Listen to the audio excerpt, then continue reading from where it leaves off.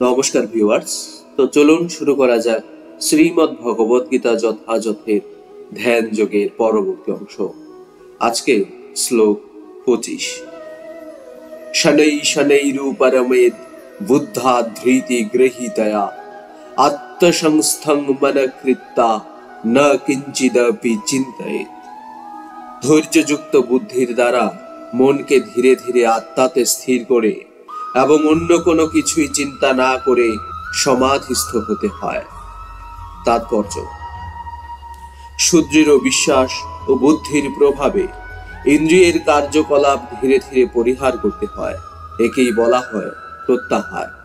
সুদৃঢ় বিশ্বাস, ধ্যান ও ইন্দ্রিয় নিবৃত্তির দ্বারা মনকে সর্বতোভাবে সংযত করে সমাধিস্থ করতে হয়। তখন আর দেহতে আত্মবুদ্ধি হওয়ার কোনো আশঙ্কা থাকে না। পক্ষান্তরে বলা যায়, জড় দেহের অস্তিত্ব থাকার ফলে জড় জগতের সঙ্গে যুক্ত থাকলেও কখনো ইন্দ্রিয় তৃপ্তির কথা চিন্তা করা উচিত নয়। পরব্রহ্মের প্রীতিবিধান ব্যতীত আর অন্য কোনো সুখের কথা চিন্তা করা উচিত নয়। সরাসরি ভাবে কৃষ্ণ ভাবনা অনুশীলন করার মাধ্যমে অনায়াসেই এই স্থিতি লাভ করা যায়। শ্লোক 26। যত যত নিশ্চলতি মনশ্চঞ্চলমস্থিরম ততস্তত নিয়ম্যেতৎ আত্মনি এব বশং নয়েৎ। চঞ্চল ও অস্থির মন যে যে বিষয়ে ধাবিত হয় সেই সেই বিষয় থেকে নিবৃত্ত করে তাকে আত্মার বশে আনতে হবে।